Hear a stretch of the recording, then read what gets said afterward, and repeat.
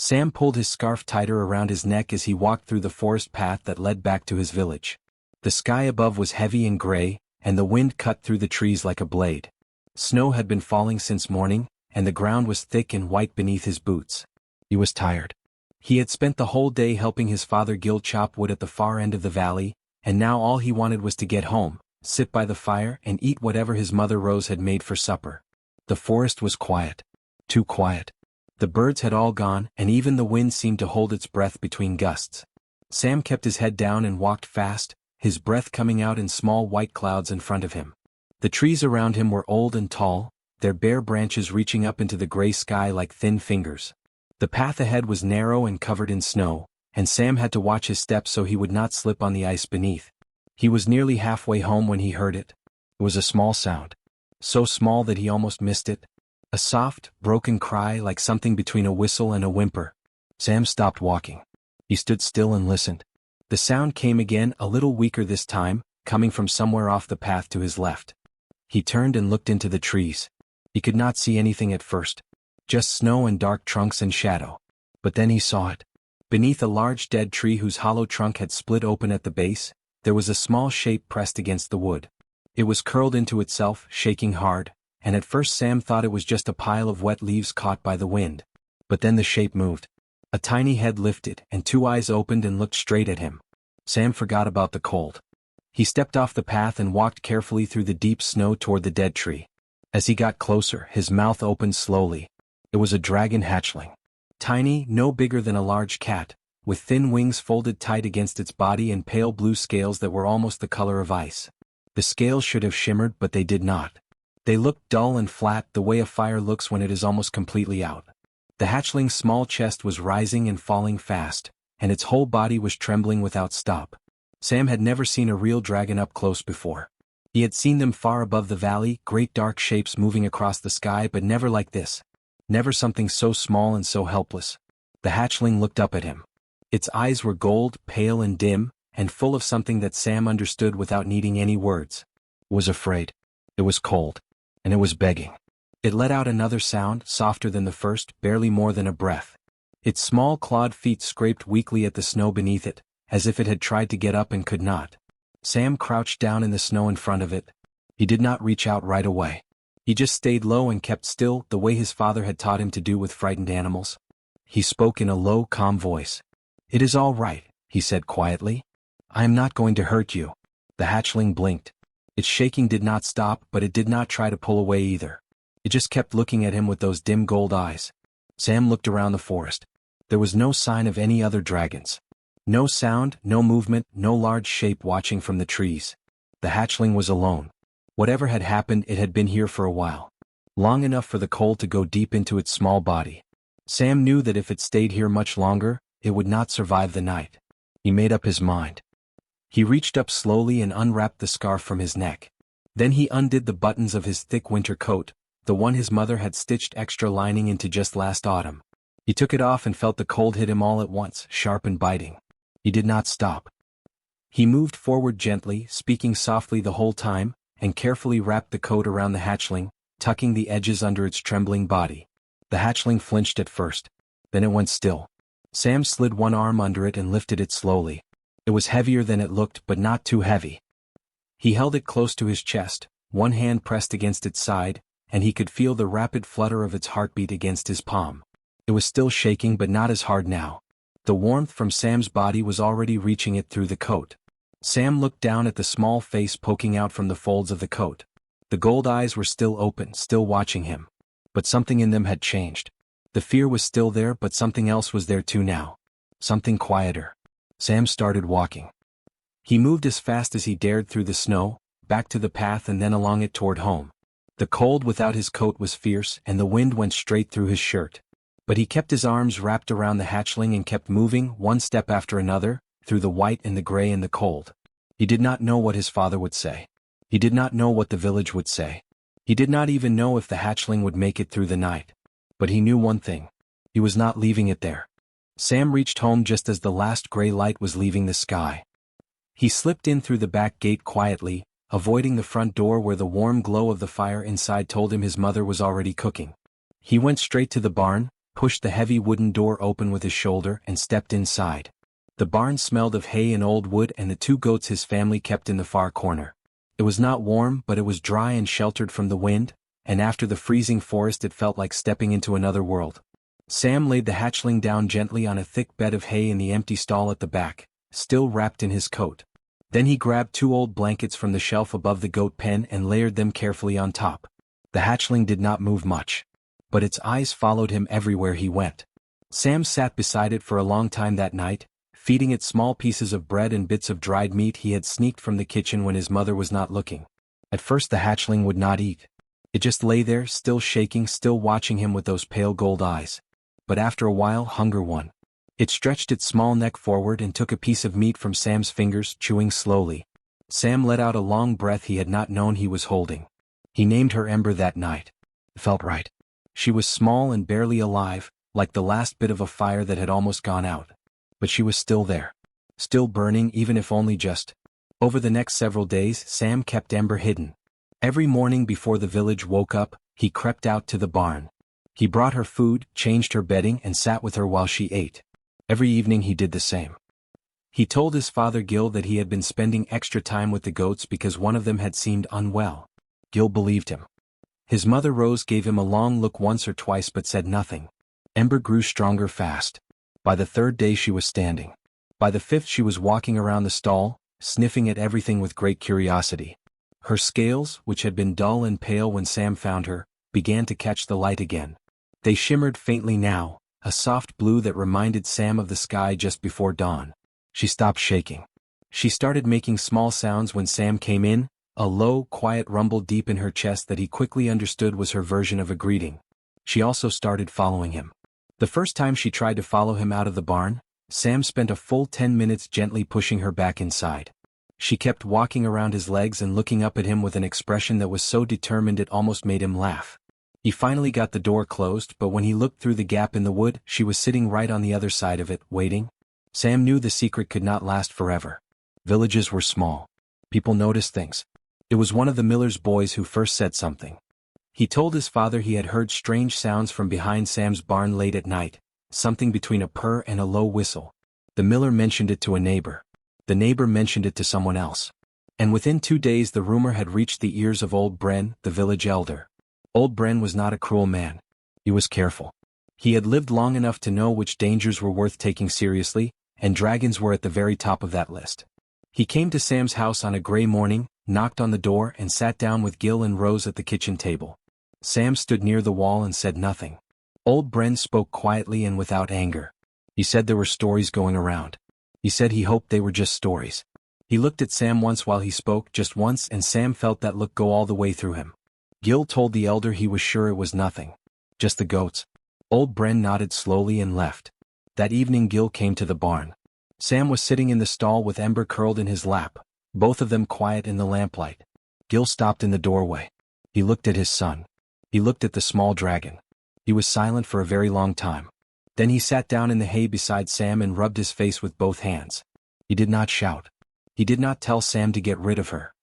He just sat there and stared at Ember, who stared back at him with calm gold eyes and then yawned, showing a row of very small but very sharp little teeth. Gil said one thing before he got up and went back inside. He said, "Sam, you know what they do to villages that take in dragon young without permission." Sam knew. Everyone knew. Dragon clans did not ask questions and they did not accept apologies. If a clan came looking for a missing hatchling and found it living in a human barn, the village paid for it with everything it had. It had happened before in places far from here, and those places were empty now. Sam looked down at Ember. She had gone back to sleep in his lap, her small sides rising and falling slowly, her scales glowing faintly in the low light. He knew the danger was real. He also knew he was not going to hand her over. Not to anyone. They came at dawn. Sam was already in the barn when he heard it. A sound like thunder but wrong. Too rhythmic. Too steady. He looked up from where he was sitting with Ember and listened. The sound grew louder, a deep and heavy beating that made the barn walls tremble and sent the goats scrambling to the far corner in a panic. Ember lifted her head. Her gold eyes went wide and her small body went completely still, the way an animal goes still when it senses something very large nearby. Sam set her gently aside and stood up. He moved to the barn door and looked through the gap in the wood. The sky above the village was full of dragons. There were 7 of them, maybe 8, descending from the gray morning sky in a wide formation. They were enormous. Each one was many times the size of a horse, with wings that blocked out the pale dawn light as they came down. Their scales were dark, deep green and charcoal black, and their eyes glowed like hot coals in the dim morning. They landed just beyond the village boundary, on the wide flat ground where the weekly market was held, and the impact of each landing shook the earth. Doors opened across the village. Faces appeared in windows. Then people began to come outside, slowly, the way people move when they are very afraid but cannot help looking. One dragon stepped forward from the group. She was larger than the others, with scales the color of dark storm clouds and a long scar that ran from her left eye all the way down the side of her neck. She moved with the slow, deliberate weight of something that had never once in its life needed to hurry. She stopped at the edge of the village and looked across the rooftops and the narrow lanes with sharp, cold eyes. When she spoke, her voice was low and heavy, like stones rolling downhill. She said the hatchling belonged to her clan. She said it had been missing for 11 days. She said she knew it was here and she wanted it returned. No. Her name was Mara and she did not repeat herself. Old Bren walked out to meet her. He was old and small and his hands were shaking, but he walked out anyway, which Sam thought took more courage than most people would have managed. He spoke to Mara in a careful voice, telling her that the village meant no harm, that no one had known the hatchling was clan-born, that everything would be sorted out peacefully. Mara looked at him the way a mountain looks at the wind. Then the miller's boy, who was standing near the back of the growing crowd and who had clearly not thought carefully about what he was doing, pointed toward Sam's barn and said loudly that the dragon was in there. The crowd went quiet. Mara turned her head and looked at the barn. Then she began walking toward it. The villagers parted in front of her like water. No one said a word. No one moved to stop her. Gil was standing near the barn door and Sam could see from inside that his father had gone pale, but Gil held his ground and did not move either. Mara stopped in front of him and looked down at him from her great height. Gil looked back up at her without stepping aside. For a moment nothing happened. Then Sam pushed the barn door open from the inside and stepped out. He stood in front of the door with his hands at his sides and looked up at Mara. She was even larger up close. Her breath came out in slow visible clouds in the cold morning air, and her eyes when they fixed on him were the color of burning coal, bright orange and deep and utterly still. Sam did not run. He did not speak. He just stood there. Mara looked at him for a long moment. Then she looked past him at the barn door. Her nostrils flared once. She had caught the scent. She moved forward, and Sam stepped aside because there was nothing else to do. Mara pulled the barn door fully open and looked inside. Ember was at the back of the stall, pressed into the corner behind the hay. She was low to the ground, her wings pulled tight against her body, her eyes darting between Mara and the open door. For a moment she did not move at all. The 2 dragons looked at each other across the length of the barn, the great scarred clan leader and the tiny pale blue hatchling, and the silence between them was so complete that Sam could hear the snow beginning to fall outside. Then Mara made a sound. Low and rumbling, a sound that was clearly meant to be gentle, an invitation. Ember looked at her. Then Ember turned and ran straight to Sam. She crossed the barn in a few quick steps and pushed herself hard against his legs, pressing her whole small body against him and looking up at his face. Sam put his hand on her back without thinking. She pressed harder against him and made the low rumbling sound in her chest that Sam knew meant she felt safe. The dragons outside had gone completely silent. Mara stood in the barn doorway and stared. The cold orange light in her eyes had changed. The hardness was still there, but something else had appeared in it now, something Sam could not name. She looked at the hatchling pressed against the human boy. She looked at the boy's hand resting calmly on the hatchling's back. She looked at the way neither of them moved. Her great head tilted slowly to one side. Behind her, one of the other dragons said something in a low voice that Sam could not understand. Another answered. The voices were careful and very quiet, the way voices get when something unexpected has happened and no one yet knows what it means. Mara said nothing. She just kept looking. Mara stood in the barn doorway for a long time without speaking. The village was completely silent around her. No one moved. No one coughed or shuffled their feet or whispered to their neighbor. The dragons behind her were still. The villagers standing in the lane were still. Even the snow falling slowly from the gray sky seemed to fall more quietly than usual, as if the world itself was holding its breath. Then Mara spoke. She looked directly at Sam and asked him one question. She asked him how he had found the hatchling. Sam kept his hand on Ember's back and told her the truth. He said he had been walking home through the forest 11 days ago. He said he had heard a small sound off the path. He said he had found Ember under a dead tree, alone, shaking, too cold and too weak to move.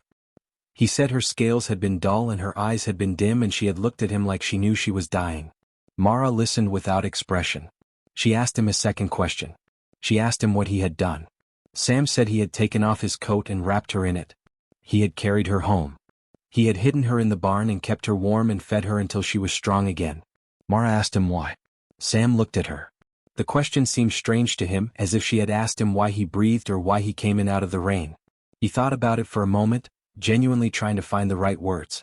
Then he said simply that he had not wanted her to die alone in the cold. That was all. There was no other reason. He had not known she belonged to a clan. He had not known what she was worth or who would come looking. He had just seen something small and frightened and freezing, and he had not been able to walk away. The silence that followed was different from the one before. Before it had been the silence of fear. Now it was something else. Something heavier and more complicated, the kind of silence that comes when something has been said that cannot be unsaid. One of the dragons behind Mara moved. He was older than the others. Much older. His scales were a faded gray-green, worn smooth in places the way old stone gets worn by water, and his movements were slow and deliberate. He was not as large as Mara, but there was something about him that made even the other dragons shift slightly to let him through. He came forward and stopped beside Mara and looked at Sam and Ember for a long moment. Then he turned to face the gathered crowd, both dragon and human, and he spoke. His voice was deep and very calm, the kind of voice that had spent a very long time saying important things and had never once needed to raise itself to be heard. He said his name was Fun. He said he was the memory keeper of the clan, which meant it was his duty to know the old laws and to speak them when they were needed. He said that what he was about to say was not new. It was older than the village. Older than the valley. Older than most of the mountains that surrounded them. He said that under dragon law, when a hatchling is lost and left to die, and another living creature finds that hatchling and saves its life at cost to itself, a bond is formed. Not a simple bond of gratitude. A deep bond. A real one. The kind that dragon law recognized above almost everything else, because dragon law understood that life saved with no expectation of reward was the rarest and most serious thing in the world. He said this bond could not be taken back. It could not be argued away or cancelled by clan rank or by any elder's decision. It existed whether anyone liked it or not, because it had not been made by words or ceremony.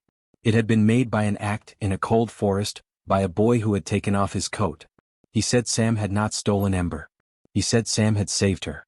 He said those two things were not only different. They were opposites. The village elder Old Bren made a small sound that was not quite a word. Several of the villagers looked at each other with wide eyes. Gil, standing near the barn wall, let out a long slow breath and closed his eyes for a moment. Mara had not moved through any of this. She had stood and listened to Fun with her eyes forward and her expression unreadable. When he finished she was quiet for a moment. Then she looked at Ember again. Ember was still pressed against Sam's legs. She had been listening too, her small head tilted upward, her gold eyes moving between the dragons as they spoke. When Mara's gaze fell on her, Ember looked back steadily. She did not move away from Sam. She did not take a single step toward the clan. Something shifted in Mara's face. It was not a large shift. She was not the kind of creature who showed things easily or openly. But it was there. A loosening around the eyes. A change in the set of her jaw. She looked at the hatchling pressed against the human boy and she looked at the boy's hand resting on the hatchling's back and she was quiet for a long time. Then she said something that no one in the village had expected to hear. She said Fun was right. She said the bond was real. She said she had come here ready to take Ember back by force if necessary, because she had assumed the worst, because in her long experience the worst was usually what had happened. But she had been wrong this time. And Mara, whatever else she was not the kind of creature who pretended otherwise when she had been wrong. She looked at Sam one more time. She said he had done something very old and very rare. She said tomorrow would be different because of it. The morning had grown brighter by the time Mara spoke again.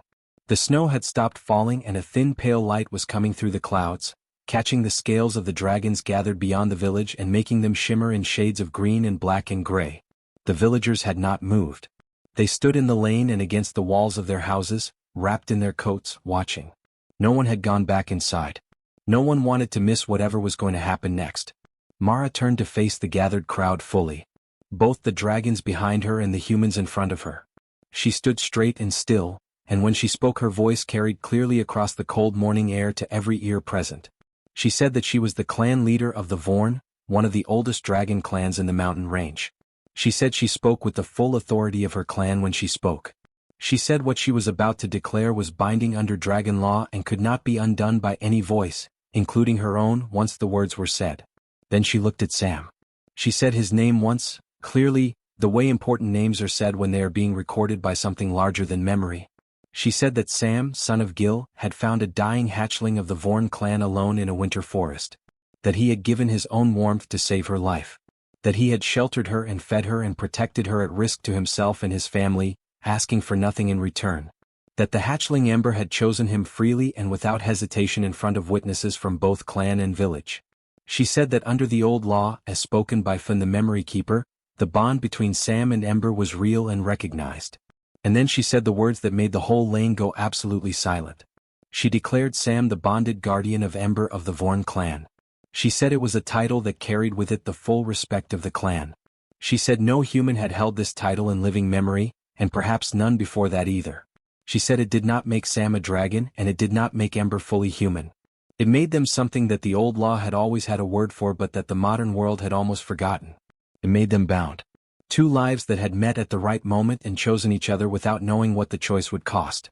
Old Bren made a sound beside the well that was somewhere between a laugh and a cry. He pressed his hand over his mouth and shook his head slowly, his old eyes bright and wet. Gil stood against the barn wall with his arms folded and stared at his son. His jaw was tight and his eyes were working hard to stay dry and failing at it. Rose had come out of the house at some point during the morning and was standing beside him now, her hand over her heart, watching Sam with an expression that parents get when their child does something that is beyond anything they had prepared for. Finn stepped forward once more. He spoke to the villagers directly this time.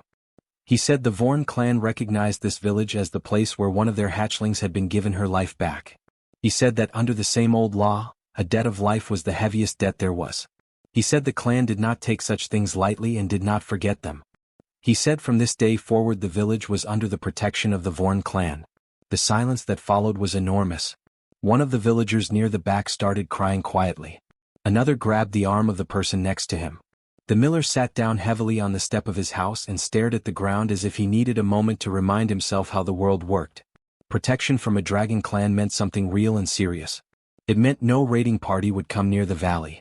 It meant harsh winters would bring clan scouts checking the passes. It meant the village, which had spent generations feeling small and exposed on the edge of the mountains, would wake up tomorrow in a different world than the one it had gone to sleep in. All because a boy had taken off his coat. Mara looked at Sam one final time. There was something in her expression that was as close to warmth as her face seemed able to manage. It was not a soft look. It was a deep one. The kind of look that comes from genuine respect, which is rarer and worth more than softness any day. She said one last thing to him. She said that humans were difficult creatures to understand. That her clan had watched them for centuries and still found them surprising.